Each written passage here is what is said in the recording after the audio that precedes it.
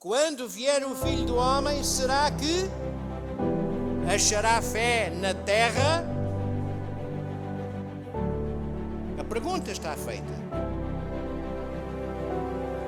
E a resposta depende de quê? Depende de ti, de ti, de ti, de ti, de mim, de ti que estás lá em casa também. A fé assente baseada em Cristo. A fé sem obras é morta. Portanto, ele pede uma fé operante, uma fé ativa, que produza resultados. Encontrei um outro título, mais misterioso para alguns, para outros, é O Gato Escondido com o Rabinho de Fora. A caminho de Damasco. Portanto, vamos falar da experiência de Saulo e daquilo que aconteceu naquele caminho em direção a Damasco. O nosso ancião fez o favor de ler os versículos 1 a 3 do capítulo 8 de Atos, que nos fazem um retrato, dão-nos o pano de fundo, é o cenário, digamos assim, para os acontecimentos que depois tiveram lugar e vieram relatados um pouco mais adiante. Nós estamos num trimestre privilegiado, porque na escola sabatina estamos a estudar o apóstolo Paulo. Estamos a estudar o que ele nos deixou na sua carta aos Efésios. Muito bem. Mas o tema que nos traz aqui hoje tem mais que ver com uma das características importantes que os cristãos atribuem ao apóstolo Paulo. Sabem qual é a característica?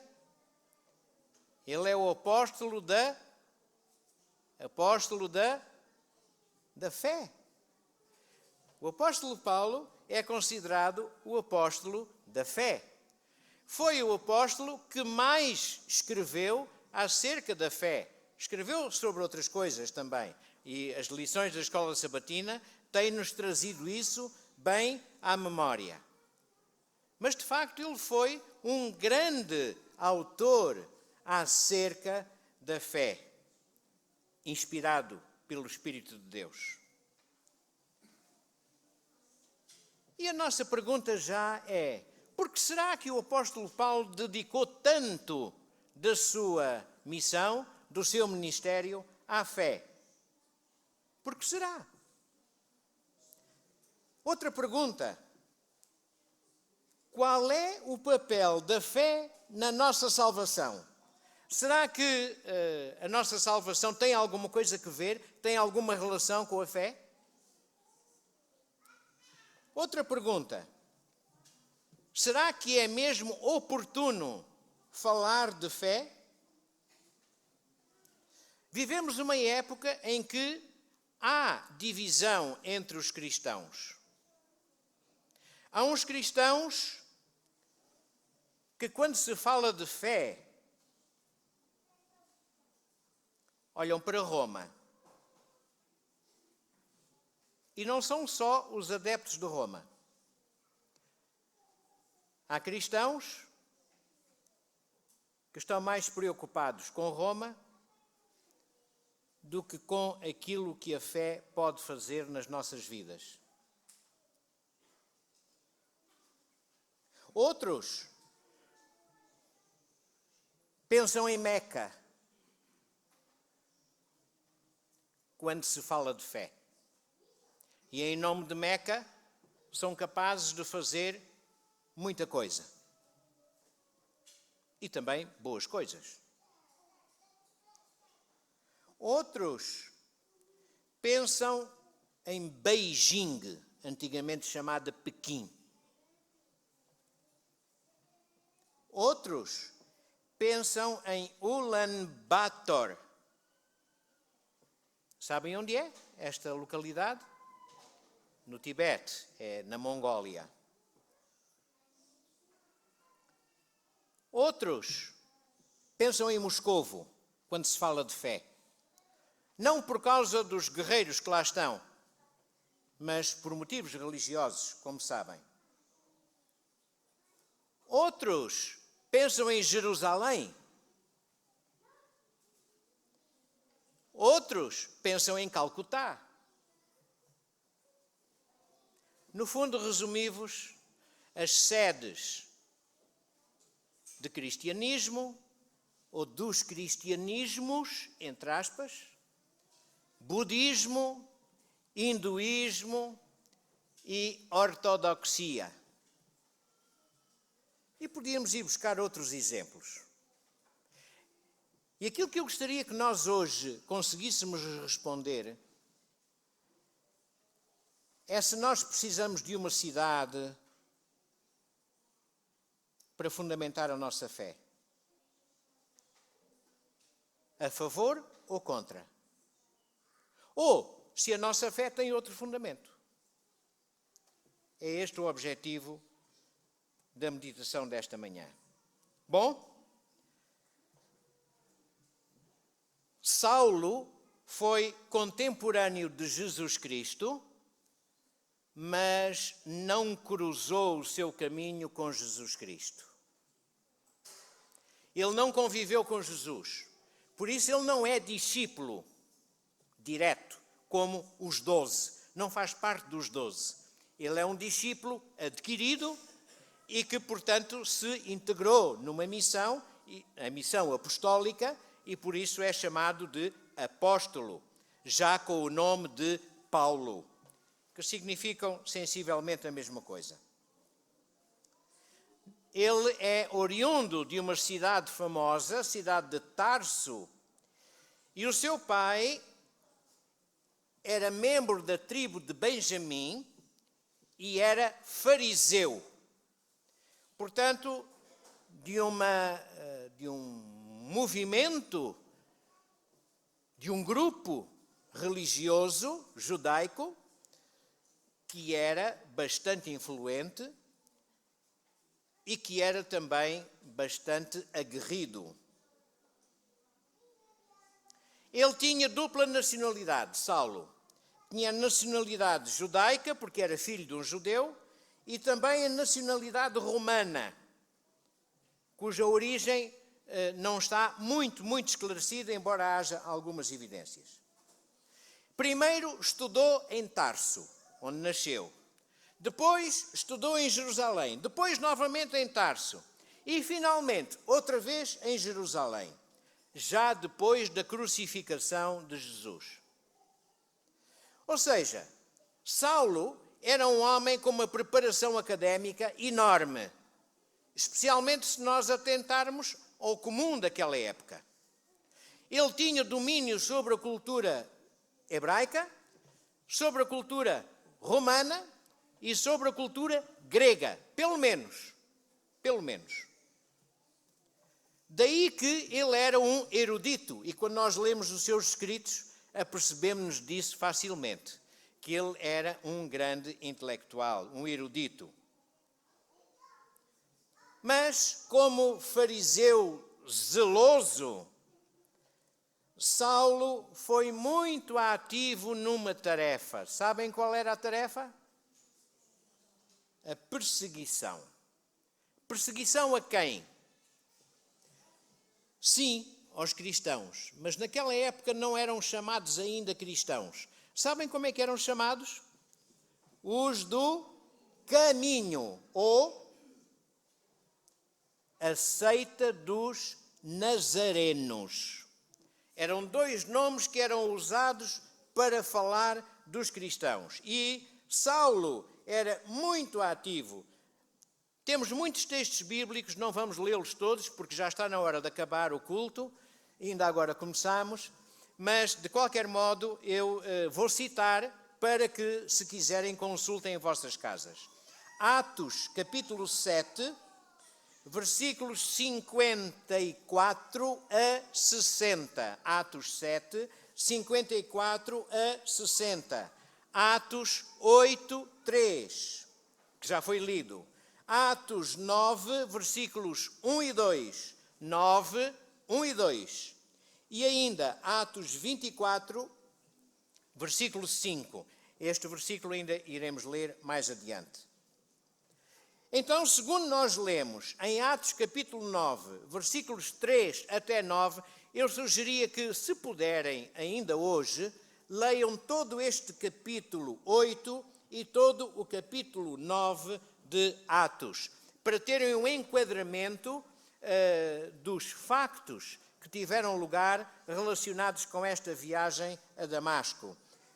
Bom, Saulo tinha um documento oficial, tinha uma certificação. Ele estava autorizado pelo governo a perseguir os do caminho, os cristãos, aprisioná-los e levá-los para Jerusalém.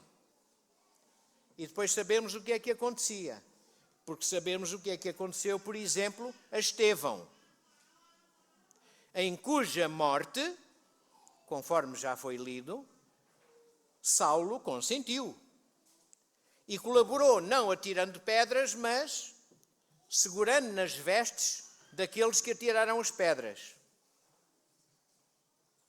Consentiu na morte de Estevão, considerado o primeiro grande mártir da Igreja Cristã. Então ele viajou em direção a Damasco. Já tinha feito o estrago suficiente em Jerusalém e agora vamos para outros lugares. E vai a Damasco. Mas, a caminho de Damasco, versículos 10 a 14 do capítulo 9, nós lemos a descrição do que teve lugar. De repente, houve o quê? Uma grande luz. Uma grande luz. E Saulo caiu cego pela luz. Quando nós enfrentamos uma luz muito forte, ficamos cegos por instantes. Mas a cegueira de Paulo não foi por instantes. Durou mais tempo. E depois dele estar prostrado, sem saber o que fazer e desorientado, porque não via nada, ouviu-se uma voz, que todos os seus companheiros também ouviram essa voz. E a voz disse: Saulo, Saulo, por que me persegues? E qual foi a resposta de Saulo? Não respondeu à pergunta. Saulo era um homem com convicções. O que é que ele disse? Quem és tu? Mas ele percebeu logo que aquilo não era um homem como os outros. Porque ele disse: quem és tu, Senhor? E aquela voz disse: eu sou aquele a quem tu persegues. Duro te é fazer o que estás a fazer. E aí Saulo caiu nele. E poderia ter pensado: não há esperança para mim. Então eu que estava convencido que estava a fazer bem, acabando com esta coisa dos cristãos, afinal de contas, não é isso que Deus quer? Eu estou perdido. Não há perdão para mim. Ele podia ter pensado isto. E digamos que este pensamento o perturbou, de alguma forma. Deus deu instruções para que ele fosse levado para um determinado lugar, em Damasco, e deu instruções a um cristão que havia em Damasco, de nome Ananias. Não sei quem foi que respondeu, mas respondeu bem. Indicou a Ananias que deveria ir à casa onde estava Saulo, porque era preciso que ele visse, que ele voltasse a ver. E o Ananias pensou: espera lá, Eu vou meter na boca do lobo? Então este anda a matar os cristãos e agora eu vou lá ter com ele? Mas Deus insistiu. Vai. E Ananias foi. Foi porque teve fé. Porque creu naquilo que o Senhor lhe disse. Mas Saulo também teve fé. Cego como estava, ele estava frágil, vulnerável, dependente de todos. E ele sabia lá quem era o Ananias, só sabia que era cristão. E poderia pensar facilmente, este agora aproveita de eu estar cego e vai-me matar para vingar todos os cristãos em cuja morte eu já participei. E Deus disse-lhe, tem paz. Ananias chegou, orou, tocou com as suas mãos nos olhos de Saulo e diz que caíram umas escamas, uma espécie de umas escamas dos olhos. E ele recomeçou a ver. Provavelmente, isto agora aqui é para puxar a brasa à sardinha, provavelmente aquela luz terá causado cataratas muito fortes, muito grandes.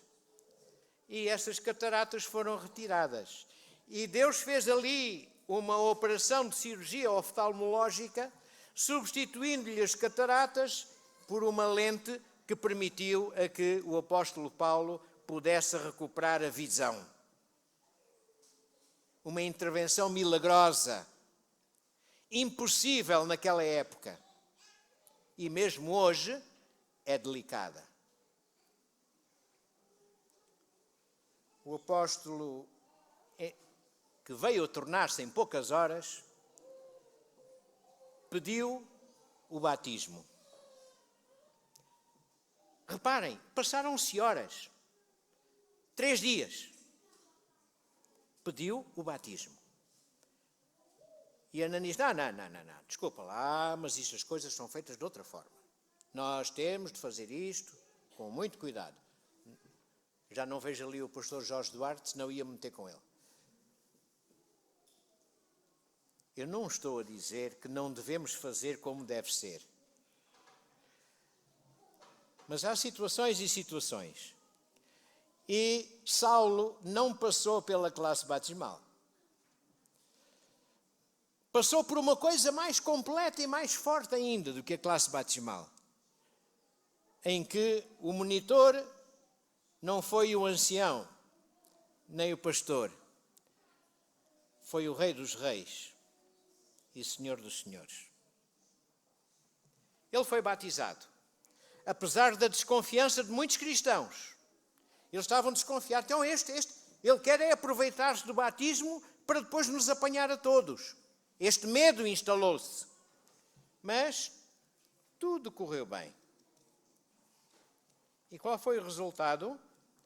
Vamos ler os versículos 30 e 31 do capítulo 9 de Atos. Atos 9, 30 e 31. Vamos ver. Tendo, porém, isto chegado ao conhecimento dos irmãos, levaram-no até Cesareia e dali o enviaram para Tarso. A igreja, na verdade, tinha paz por toda a Judeia, Galileia e Samaria, edificando-se e caminhando no temor do Senhor e no conforto do Espírito Santo, crescia em número. Este foi o resultado da conversão de Saulo para Paulo. A igreja foi grandemente abençoada. Então os crentes de Damasco acharam ele tem de ir para outros lugares e levaram-no a Cesareia e por aí fora. Depois nós sabemos que a vida de Paulo teve muitos episódios posteriormente. Ele chegou a Roma, percorrendo toda a Ásia Menor, a Palestina e a Ásia Menor. Itália, portanto, chegou à Itália, Grécia e Itália. Sabemos dos episódios que ele teve na ilha de Malta, na Grécia propriamente e em Roma. Sempre a contribuir para o crescimento da igreja. Sempre inteiramente entregue à vontade de Deus. Sempre com fé. Com fé. Eu neste momento gostaria de fazer um cumprimento especial a todos aqueles que estão a seguir esta emissão, a emissão deste culto, pela internet. E vou enviar um abraço até à Escócia, onde a família Moura está a acompanhar os serviços deste culto. Mas quero enviar também um abraço para a Inglaterra, onde a irmã Clara provavelmente estará a seguir esta emissão. Gostaria ainda de estender um abraço para outras pessoas que estão mais perto de nós e que às vezes esquecemos. A irmã Alice. Alguém se lembra da irmã Alice? Posso ver os braços no ar de quem se lembra? Muito bem, muito obrigado. Irmã Alice. Foram muitas as pessoas que levantaram o braço. Que Deus a abençoe a si e à sua família neste sábado. Mas também a irmã Artemisa Matias. Quem não tem saudades de a ouvir declamar um dos seus poemas? Irmã Artemisa, coragem e ânimo no Senhor.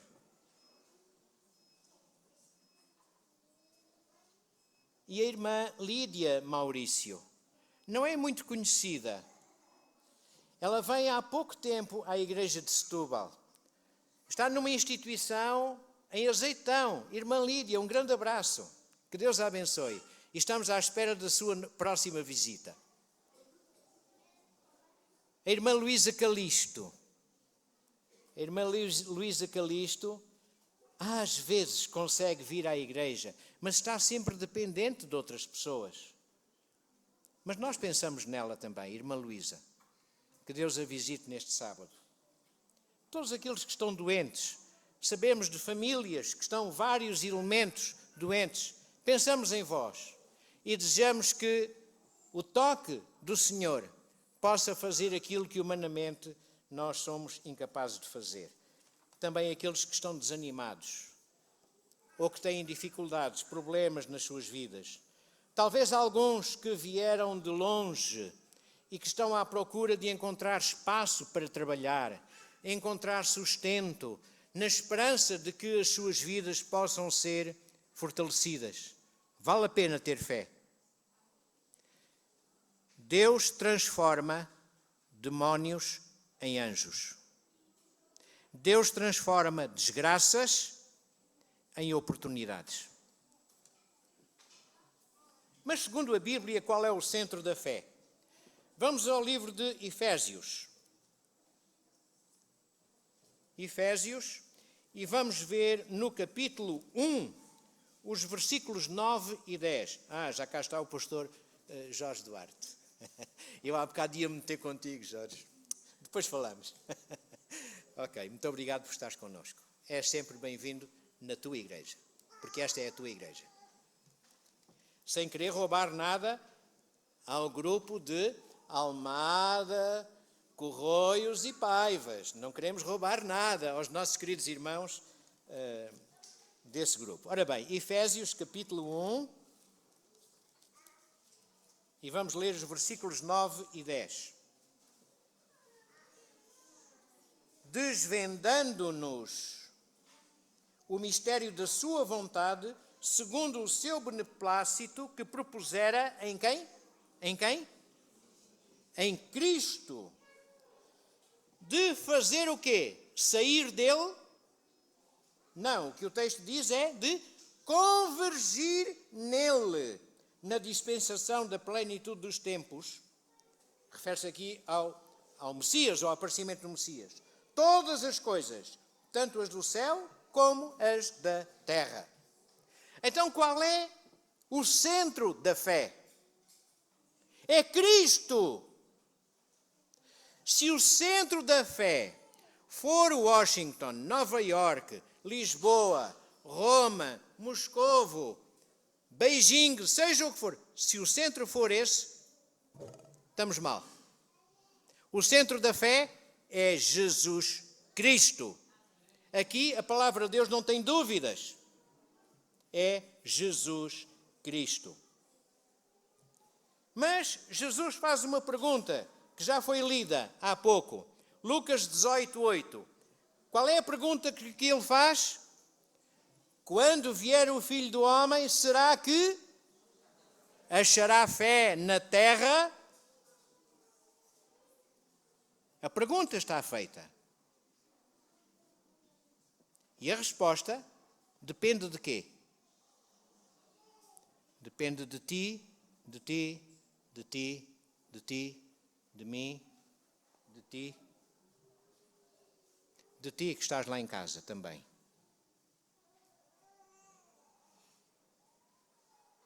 Quando vier o Filho do Homem, achará fé na terra? Paulo tinha uma certeza. Vamos a Romanos, ao capítulo 1, versículo 17. Romanos, capítulo 1, versículo 17. Eu tenho estado aqui a dominar-me, mas tenho que mandar mais um abraço. Peço-vos desculpa.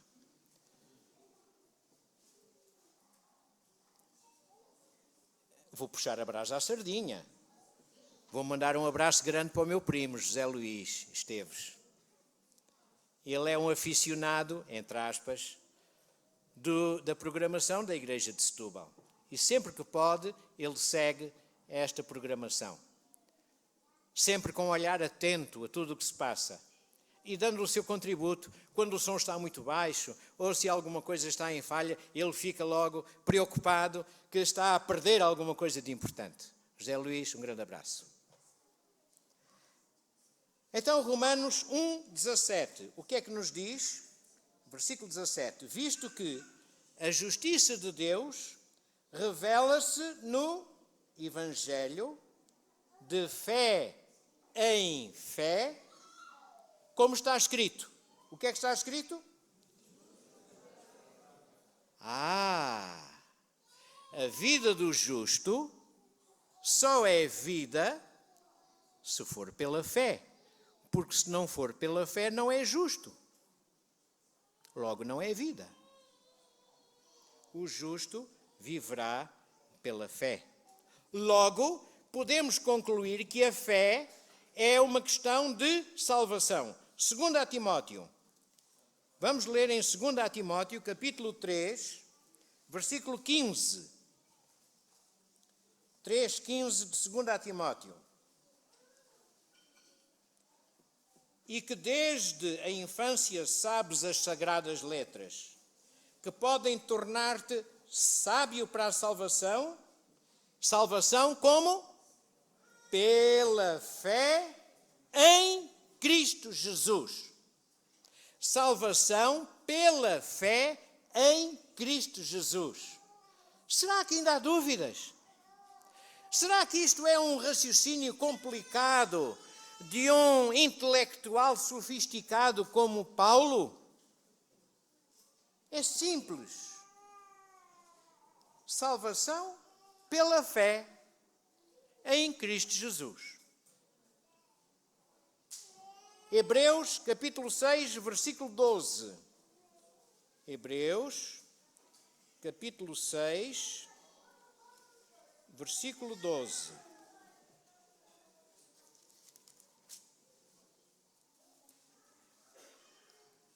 Para que não vos torneis indolentes, mas imitadores daqueles que, o que é que diz a seguir? Pela fé e pela longanimidade herdam as promessas. Por outras palavras, está a dizer a mesma coisa, que a herança é pela fé. Então, e as obras?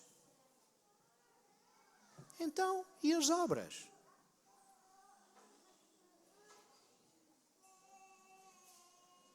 Será que a justificação é pelas obras ou a justificação é pela fé? O mesmo seria perguntar: será que a justificação é pela obediência ou é por recebermos a justiça de Cristo? Esta pergunta é um bocadinho mais complicada, não é? Porque é mais profunda. Não vamos ainda responder. Vamos à palavra de Deus. Gálatas 2,16. Gálatas, capítulo 2, versículo 16.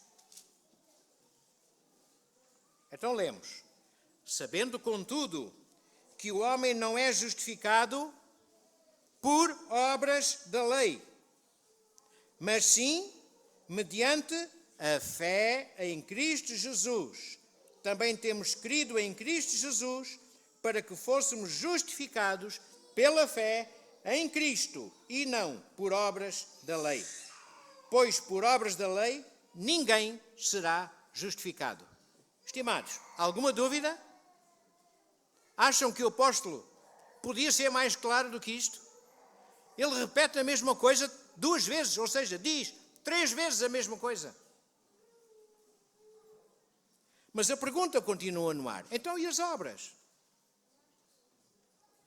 Vamos a Romanos capítulo 4, versículo 14. Romanos, capítulo 4,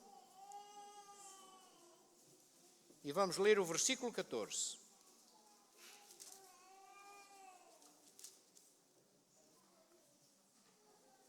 Diz o apóstolo Paulo, inspirado pelo Espírito do Senhor: pois, se os da lei é que são os herdeiros, anula-se a fé e cancela-se a promessa. Este ainda vai mais longe, este texto. Não só diz que a salvação é pela fé, como diz que quem pratica a salvação pelas obras cancela a promessa. Ui, isto é sério. Ainda em Romanos, no capítulo 3, versículo 28. 3, 28 do Romanos. Concluímos, pois, que o homem é justificado pela fé, independentemente das obras da lei.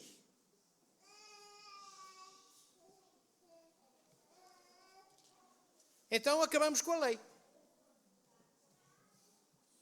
Não é preciso lei. Se a salvação é pela fé, infelizmente, uma grande parte do cristianismo defende esta ideia. Mas não é bíblica. Romanos, capítulo 3, versículo 31. Na conclusão de um enorme raciocínio que o apóstolo Paulo estabeleceu, diz: anulamos, pois, a lei pela fé? Ele faz a pergunta. A mesma pergunta que nós fizemos. Anulamos a lei pela fé? Resposta de Paulo: não, de maneira nenhuma. Antes confirmamos a lei. Então aqui há algo de muito sério. É que a obediência não é anulada pela fé. Porquê? Porque pela fé somos levados à obediência. Mas é pela fé.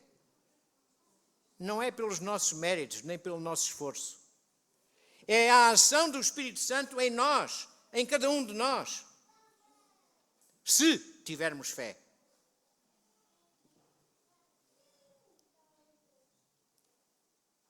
Vamos a Hebreus capítulo 11, versículo 8, e ver o exemplo de Abraão. Hebreus 11, 8. Todos conhecemos. Hebreus 11, 8. pela fé, Abraão, quando chamado, o que é que fez? Obedeceu. Pela fé, quando chamado, obedeceu, a fim de ir para um lugar que devia receber por herança. E partiu sem saber para onde ia. E o que o fez ter a convicção de que devia ir, foi a fé que teve naquele que lhe pediu para ir. Em Deus. Deus pediu-lhe, vai para tal sítio. Aliás, não lhe disse o sítio. Ele depois descobriu, mais tarde. Vai, deixa os teus familiares. E vai. E ele foi, obedeceu. Porquê? Porque tinha fé. Agora, meus estimados, vamos ter cuidado. Porque às vezes nós dizemos que ouvimos a voz de Deus e não ouvimos nada. Nós ouvimos aquilo que queremos. Mas nem sempre a voz de Deus é aquilo que queremos. Fé não é acreditar cegamente. A fé é inteligente. E é-nos pedido que nós tenhamos cuidado no exercício da fé. Abraão dá-nos um bom exemplo disso. Ele também discutiu com Deus. Era um homem de fé. Abraão é chamado o pai da fé. O pai da fé. O amigo de Deus. Mas ele também discutiu com Deus. Negociou até. Isso foi falta de fé? Foi uma fraqueza de Abraão? Acham? Não. Ele sabia com quem é que estava a falar. Então quis perceber bem as instruções que estava a receber.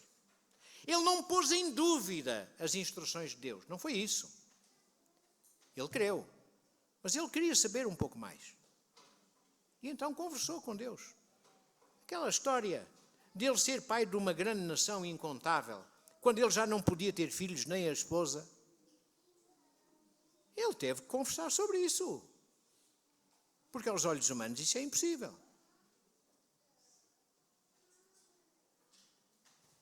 Mas o milagre aconteceu. Bom, a complementaridade da fé operante. Então não falamos só de fé, falamos de fé operante. E portanto são dois elementos que se juntam, um originando o outro.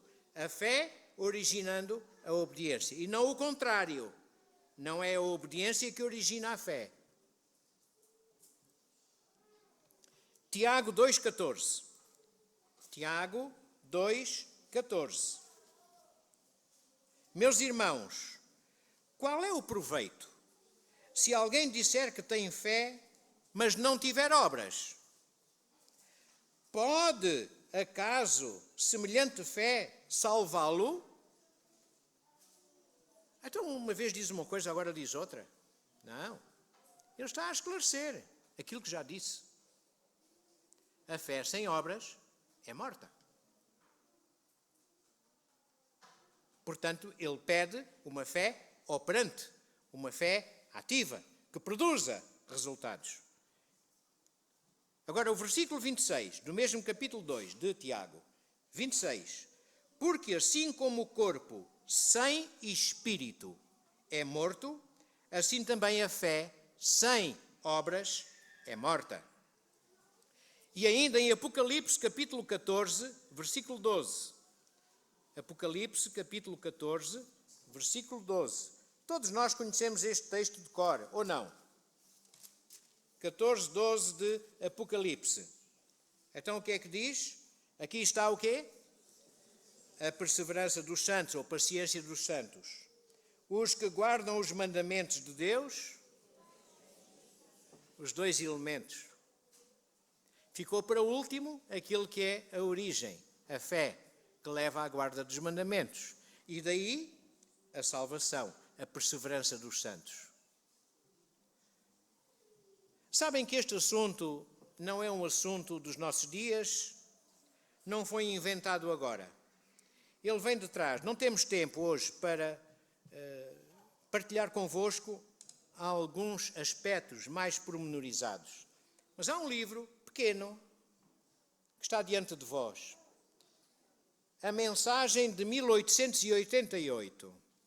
Este livro, da autoria de George Knight, um célebre professor de Teologia e de História na nossa Universidade Andrews, nos Estados Unidos, já foi autor de lições da Escola Sabatina, é autor de vários livros. Neste livro, A Mensagem de 1888, ele descreve o que aconteceu numa importante reunião a nível da Conferência Geral que discutiu a justificação pela fé.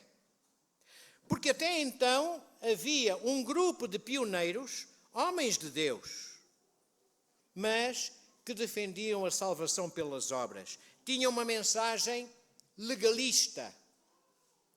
E Ellen White e o seu marido não estavam de acordo com essa mensagem. E ela foi-se manifestando algumas vezes, sem estar a criar ondas, mas foi-se manifestando várias vezes, numa perspectiva de justificação pela fé e não pelas obras. Mas houve dois jovens pastores, Elliot Wagoner e Alonzo Jones. Não sei se são herdeiros seus os da família Jones, em Setúbal, não faço ideia. Penso que não, mas de qualquer modo é curioso este apelido ser semelhante. Estes dois jovens pregadores defendiam a justificação pela fé. E naquela reunião houve um confronto aceso entre as duas correntes. De um lado, os tradicionais, os experientes, aqueles que tinham muita experiência e muito conhecimento da palavra de Deus, líderes da igreja. Do outro lado, estes dois jovens. E quando chegou o momento, Ellen White expressou-se, e por várias vezes o fez, apoiando a mensagem destes dois jovens. E os acontecimentos de 1888, em Minneapolis, marcaram uma viragem na doutrina oficial da Igreja Adventista do Sétimo Dia. Não é uma mudança de doutrina propriamente dita, mas uma viragem na ótica, como se olhava para a salvação legalista, pelas obras, e como se passou a olhar para a salvação pela fé que motiva, pela fé operante, que motiva obras de obediência. Há aqui o encontro de uma espécie de uma bissetriz entre o extremo de uns e o extremo de outros, de algumas igrejas cristãs. Foi uma grande bênção estas reuniões. Duraram bastantes dias, mas foi uma grande bênção. E agora querem saber uma coisa? Nós somos muito fáceis a julgar pessoas. E já, pelos seus frutos os conhecereis.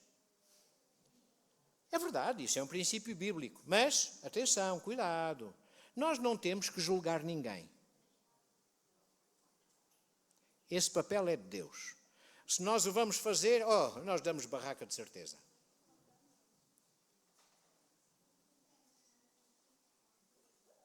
Aqueles líderes e grandes pregadores que defendiam a salvação pelas obras estavam errados, mas tiveram um papel importantíssimo na compreensão da importância da obediência. E Deus serviu-se deles, apesar de estarem errados, para chamar a atenção para a sua lei, para a observância dos mandamentos. Aqueles dois jovens estavam certos, mas passado alguns anos, um deles abandonou o caminho. Deus serve-se das pessoas para cumprir os seus objetivos. Não precisamos de ser nós a ter essa preocupação. Este, deviam-lhe pôr uma rolha na boca. O outro, deviam-lhe cortar a mão para não escrever mais.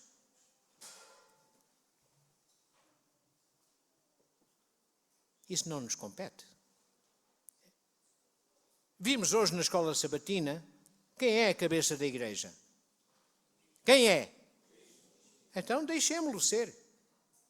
Porque se queremos ser nós a cabeça da igreja, estamos a cortar a cabeça da igreja. Isso é grave.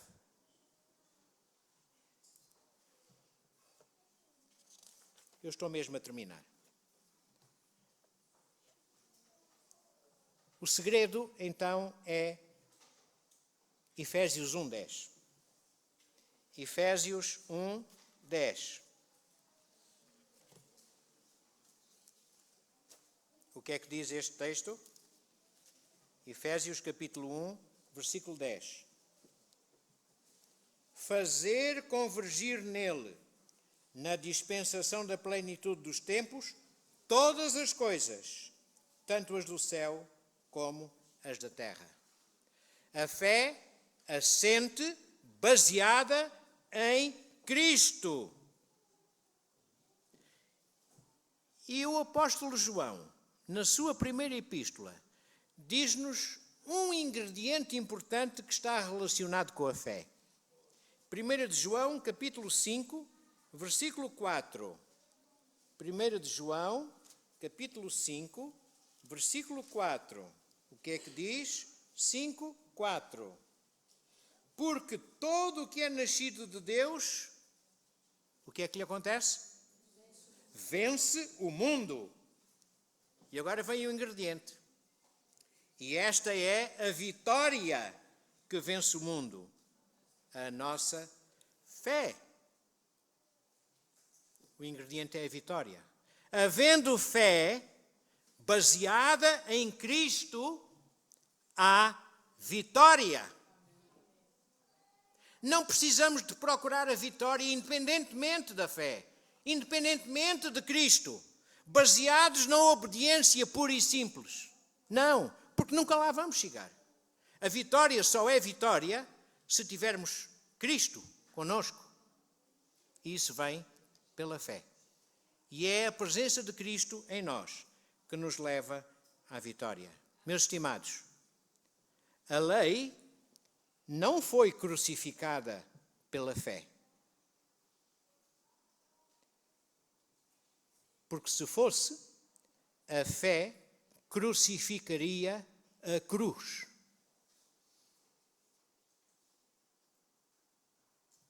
E quem é que nos leva à cruz? A lei. A lei leva-nos à cruz. Logo, meus estimados, em Cristo venceremos. Desejo esta experiência para todos vós, hoje e no resto da nossa vida.